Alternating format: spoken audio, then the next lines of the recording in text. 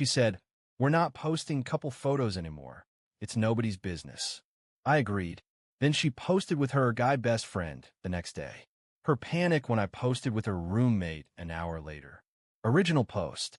I, 29 male, am what you'd call a steady guy. I'm a software engineer. I like simple, logical systems. I like code that compiles, coffee that's strong, and relationships that are honest. My girlfriend of 2 years, Alara, 27, doesn't like simple systems. She likes options and drama. She's an aspiring influencer, which should have been red flag one. She lives with her roommate, Kira, 27, who is the opposite. Kira's a veterinary tech. Quiet. No BS, usually covered in pet hair. Then there's Reese, 28M. Reese is the guy best friend. The one every guy reading this knows. The one I've been told don't ever worry about. He's like my brother. A brother who she texts at 1 a.m. A brother who she has weekly friend dates with that she dresses way up for. I try to be cool. I really did. But my gut was screaming every time I brought it up. Liam, you're being so insecure. It's a bad look. Are you trying to control me? It's just Reese. God, you're suffocating me. I need friends. The gaslighting was constant. I was the bad guy. The jealous, controlling boyfriend. My friends were sick of hearing about it. I was sick of thinking about it. Then, last week, Alara sits me down on my sofa. She has her serious face on. "Babe," she says, all soft. "I've been thinking. I feel like our relationship is too public. All the posts, the tags, it just attracts weird energy. I think we should just be us." I'm confused. "What do you mean?" "Like, let's just stop posting couple photos. Let's keep what we have private. For us. It'll be so much more special, don't you think? It's nobody else's business." She framed it as a new level of intimacy, a test of our trust.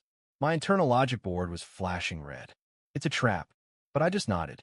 "Okay, Alara, if that's what you want. Privacy is good. Nobody's business." She beamed. "I knew you'd understand." That was Tuesday. It is now Wednesday. I'm on my lunch break, scrolling Instagram. And there it is. A new post from Alara. From today. It's her and Reese. At a winery. They're clinking glasses. His arm is slung low around her waist, and her hand is on his chest. The caption. "Some connections just feed your soul. Sparkling heart, so glad you're in my life. Hashtag besties, hashtag soul food, hashtag vibes." I just stared. The hypocrisy was so bright it was blinding. This wasn't a friend pic. This was a new relationship launch. She wanted our relationship private, so this relationship could be public. She played me. She thinks I'm a total idiot. She thinks I'm just going to sit here, respecting her privacy, while she soft launches her new man. My hands were shaking. Not with rage. With clarity. The system had a bug. Time to debug. Here's the thing. I'm not an idiot. And I'm not the only one who's sick of Alara's crap. I've been comparing notes. With Kira. For the last 2 weeks. It started when I went to pick Alara up, and she wasn't ready. Kira was in the kitchen, looking exhausted. "Hey," I said. "Hey, Liam. She'll be another 20 minutes. Her and Reese are on a vision call in her room." She said his name with so much venom. I just looked at her. "You're sick of him too, aren't you?" Kira just sighed. "He ate my last yogurt cup, and he doesn't pay for the Wi-Fi he's always on. And, Liam, she's a terrible roommate. And a worse friend." That opened the floodgates. Kira was tired. Tired of Alara's lies. Tired of covering for her. Tired of Reese being at their apartment, eating her food, and them leaving messes. Tired of Alara being 2 to 3 weeks late on her half of the rent every month, forcing Kira to cover it. We realized we were both being played. Alara was using Kira for a cheap place to live and using me for, well, everything else. So, when I saw that winery photo, I just took a screenshot. I sent it to Kira. My text, "The soul connection pic is live." Her reply, 10 seconds later. I saw. "What a joke. Are we doing this?" Me, "I'm on my way." Kira, "The lease is on the table." I left work. Drove to their apartment. Kira let me in. Alara wasn't home. "She's still at the winery," Kira said, rolling her eyes. "Good. Kira and I have been talking about this. I've been wanting to move out of my pricier 1-bedroom. Kira's been desperate to get Alara, who's technically on a month-to-month sublet from her, off the lease. Kira, the primary leaseholder, had already talked to the landlord. He's fine with a roommate swap as long as the rent is paid. I signed a new lease agreement. I wrote Kira a check for the deposit and first month's rent. It was the easiest, most logical transaction I've ever made. Then we took a photo, me and Kira, in her living room. Big, genuine smiles on our faces. We're holding up our respective copies of the new lease. It's not a romantic pic. It's a business partner's pic. A We Won pic. I posted it an hour after Alaris. My caption, excited for a new chapter.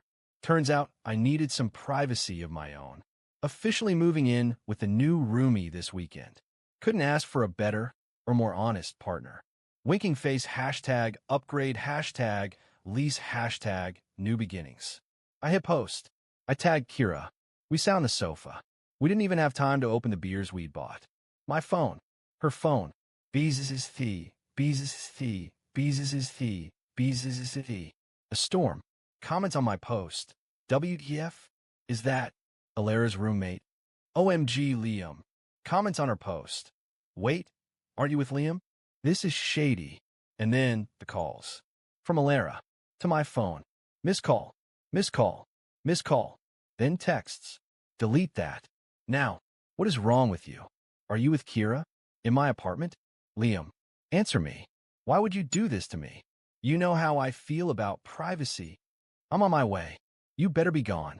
Kira looked at me over her phone. She's texting me, too. You backstabbing snake. You're trying to steal my boyfriend. I just took a sip of my beer. Steal who? I'm single. And you're just my new roommate. Kira grinned. This is going to be messy. Yep, I said. But at least it'll be logical. Update 1. It's been a week. I'm writing this from my old apartment, surrounded by boxes. The move is this weekend. And yes, it got messy. So, about 20 minutes after the post, Alara burst through the apartment door. She must have broken speed limits. Reese was with her. He looked confused, like a golden retriever who just got yelled at. Kira and I were still on the sofa. We didn't move. Alara was vibrating. Her face was splotchy red. What is this? She shrieked, holding up her phone, showing my post. It's a picture, Alara, I said calm, of me and my new roommate. You're new. You're moving in with her. She pointed at Kira like she was something she'd scraped off her shoe. Yep, we just signed a lease. This is MY apartment. Kira finally spoke up, her voice sharp. No, Alara. It's my apartment. My name is primary on the lease. You've been subletting from me, and you've been a nightmare. You're late on rent, you and She gestures at Reese. Eat my food, and I'm done. Your 30-day notice is on your door. Alara's jaw unhinged. She hadn't even seen the legal notice Kira had taped to her bedroom door. You planned this. You were sleeping with him, she screamed at Kira. Nope, Kira said, popping a chip in her mouth. But I'm taking his half of the rent, which I know he'll pay on time. Unlike you. This isn't about rent, you snake. This is about him. Alara whirled on me. You're breaking up with me. For her? After I specifically asked for privacy? You did this to humiliate me. This was the part I'd been waiting for. The full 180-degree victim flip. Let's be logical, Alara, I said, standing up. First, I broke up with you in my head the moment you posted a picture of your soul connection with his hand on your ass. Reese actually flinched. Hey man, it wasn't like that. Shut up, Reese. Second, I continued, I'm not dumping you for her. I'm dumping you because you're a gaslighting cheater. Kira just happens to be the person you also screwed over, who had a spare room. It's efficient. Alara just broke. All the influencer poise cracked. You're evil. Both of you. You're kicking me out? I'll be homeless. You have 30 days, Kira said. Maybe Reese has a spare room. Reese suddenly found the ceiling fascinating. My place is, it's just a studio, Alara. It's really small. The look of pure panic that crossed Alara's face. Oh, it was revealing. This soul connection didn't come with a 2-bedroom apartment. You can't do this, she yelled. I'll sue you. Both of you. For what? Kira asked. Violating the no posting couple pics rule you set? Or for legally ending a month-to-month sublet? This is my home. My stuff is here. My custom-built bookshelf. Ah, the bookshelf. This is the artifact of our relationship. I'm a software engineer, but my hobby is woodworking. I built her this massive, floor-to-ceiling, solid walnut bookshelf.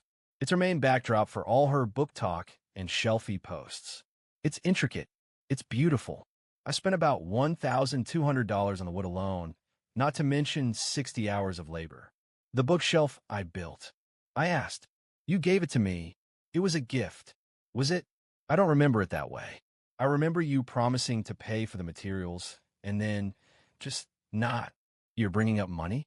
Now, you're going to take my bookshelf, too? You're a monster. I'm a monster who wants his $1,200 bookshelf. Add it to the list of things you need to figure out in the next 30 days. Now, Kira and I have to plan the move. You should probably go. Alara and Reese just stood there, stunned. Reese, to his credit, tried one more time.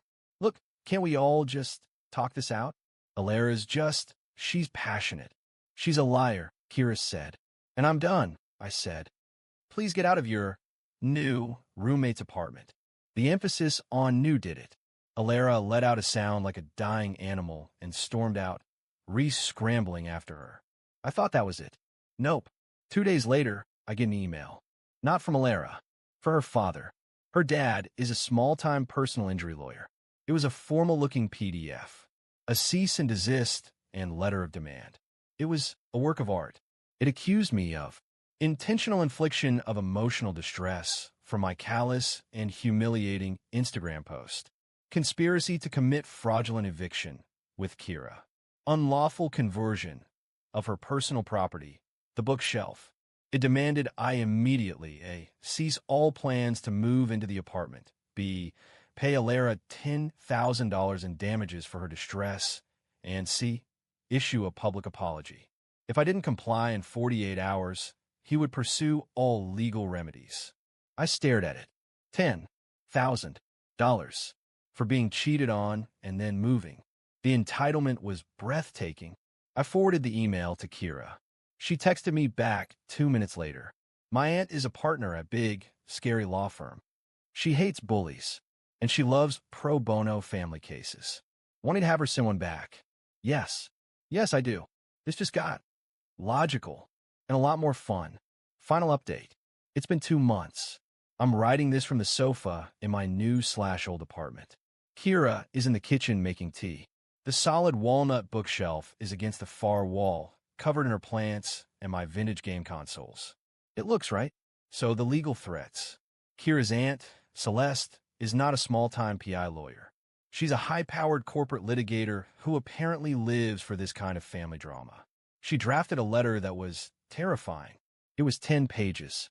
It included a very detailed breakdown of state tenant sublet law and how Alara's 30-day notice was not only legal but generous.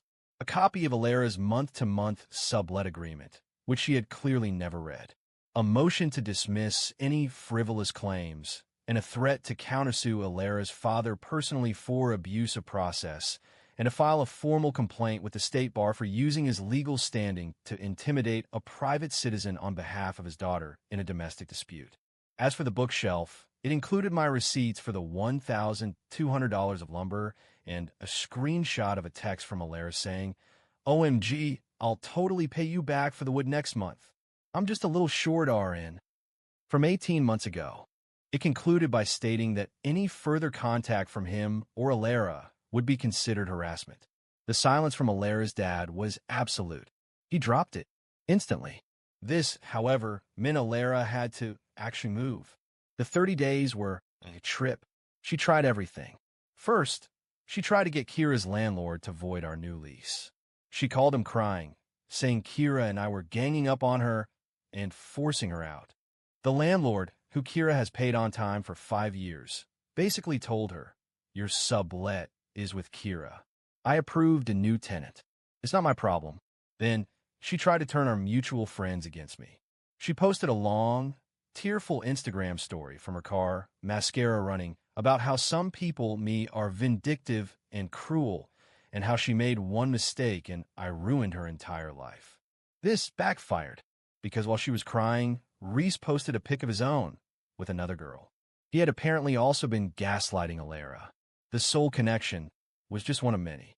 Our mutual friend saw this. They saw her winery pic, then my post, then Reese's new girl. Alara didn't look like a victim. She looked like she'd placed a bad bet and lost. Move out day. This was the grand finale. Kira and I were both there to supervise. Alara showed up. Not with her dad. Not with Reese. With two random guys from a TaskRabbit app. She was quiet, sullen, defeated. They moved her boxes, her clothes, her makeup, her 500 gratitude journals. Then she got to the bookshelf.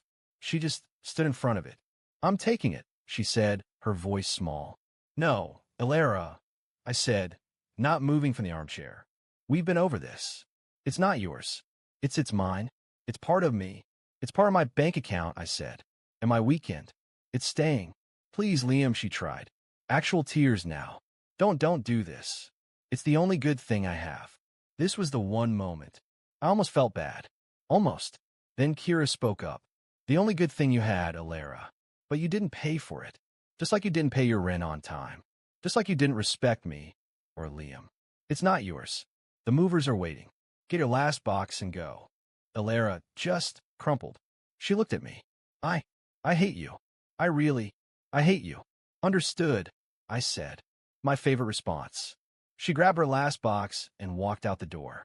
Didn't look back. The aftermath. So me and Kira were roommates. And it's easy. It's so easy. We split the bills 50-50 on the dot. We have a chore wheel. We watch old movies. We don't have to guess what the other is thinking. Turns out when you survive a mutual narcissistic friend, you have a lot to talk about. It's not some fiery, dramatic romance. It's better. It's calm. It's respectful. We're happy. Genuinely. The revenge wasn't just the post. The post was just the first domino. The real revenge was me and Kira building a peaceful, stable, honest life, using the space Alara left behind. The real consequence is that Alara is gone. Heard she's living back with her parents. Her influencer career is not influencing. She's stuck with the consequences of her privacy rule. Reese is who cares. Last night, Kira and I were sitting on the sofa. I was reading. She was scrolling her phone. The bookshelf was behind us, looking solid. You know, she said, she posted again. A long rant about toxic men and fake friends. I said. She's really miserable. I thought about it. I thought about the gaslighting, the lies, the $10,000 demand. I looked at Kira. I looked at our very clean apartment. Good, I said, and I went back to my book.